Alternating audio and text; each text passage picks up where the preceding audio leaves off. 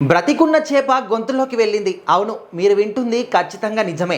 So ఇలాంటి పరిస్థితుల్లో వ్యక్తి చనిపోయేటటువంటి పరిస్థితులు కూడా వస్తాయి. సో మరి ఇక్కడ ఏంటంటే బ్రతికున్నటువంటి చేప గొంతులో ఇరుక్కుపోయింది. అటు కడుపులోకి వెళ్ళట్లేదు, బయటికి కూడా రావట్లేదు. సో మరి కొద్దిసేపటికి చేప చనిపోయింది. అయినప్పటికీ కూడా వ్యక్తి ప్రాణాలు కూడా పోయేటటువంటి ఒక క్లిష్టమైనటువంటి పరిస్థితులు కూడా వచ్చాయి. అయితే ఇది ఎక్కడో కాదు, ఆంధ్రప్రదేశ్ ఒంగోలులో జరిగిందనమాట. సో ఇక్కడ కనిపిస్తున్నటువంటి ఈ వ్యక్తి పేరు సుబ్రహ్మణ్యం. ఎప్పుడు కూడా సముద్రంలోకి అదేవిధంగా అంటే వేటకు వెళ్తూ ఉంటారు, చేపల వేటకి.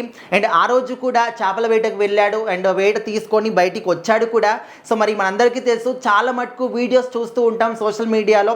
వల నుంచి చేపల్ని వేరు చేయడానికి వాళ్ళు వలని నోట్తో పట్టుకొని చేయితోని చేపల్ని తీసేస్తూ ఉంటారు కొన్ని సందర్భాల్లో. సో అదేవిధంగా ఇక సుబ్రహ్మణ్యం అనే వ్యక్తి కూడా వలని నోట్తో పట్టుకొని చేపల్ని వేరు చేస్తున్నాడు. సో ఒక చిన్న చేప ఏం చేసింది, బతుకున్నటువంటి చేప జంప్ చేసింది. సో మరి డైరెక్ట్గా తన నోట్లోకి వెళ్ళిపోయింది, గొంతులో ఇరుక్కుపోయింది. సో మరి తను తీయడానికి రావట్లేదు, అటు కడుపులోకైనా వెళ్తుందంటే అది కూడా లేదు. బట్ మధ్యలో ఇక్కడ ఎగ్జాక్ట్లీ గొంతులో ఇరుక్కుపోయింది. సో మరి కొద్దిసేపటికి చేప చనిపోయినప్పటికీ తనకు మాత్రం ఆ శ్వాస తీసుకోవడానికి విపరీతమైనటువంటి ఎంత ప్రయత్నిస్తున్నా కూడా తనకు మాత్రం గాలి అందట్లేదు. సో మరి ఆయన సుమారుగా చనిపోయేటటువంటి స్టేజ్కి కూడా రావడం జరిగింది. వెంటనే హుటాహుటిన హాస్పిటల్కి తరలించారు. అండ్ దాదాపుగా 1 గంట పాటు శ్రమించి డాక్టర్లు అందరూ కూడా ఆపరేషన్ చేసి ఆపరేషన్ని సక్సెస్ఫుల్గా విజయవంతం చేశారు. ఆ చేపని బయటికి తీశారు. సో మరి అంటే అందరూ కూడా చాలా జాగ్రత్తగా ఉండాలి అని చెప్పేసి కూడా వైద్యులు కావచ్చు చాలామంది కూడా హెచ్చరికలు జారీ చేస్తున్నారు.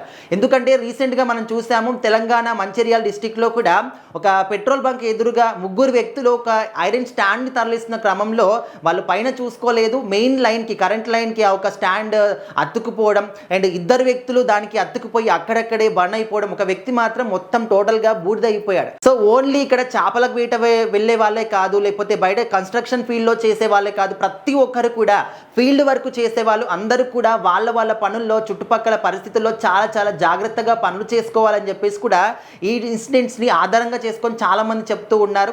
సో ఏదేమైనప్పటికీ ఈ మధ్యకాలంలో అసలు ఒక ప్రమాదం అనేది ఎక్కడి నుంచి ఏ వైపు నుంచి ఏ విధంగా వస్తుందో తెలియట్లేదన్నమాట. సో ఏ పని చేసే వాళ్ళైనా కూడా వాళ్ళ పనుల్ని జాగ్రత్తగా చేసుకోండి అని చెప్పేసి కుటుంబ సభ్యుల నుంచి కూడా చాలామంది కోరుకుంటున్నారు.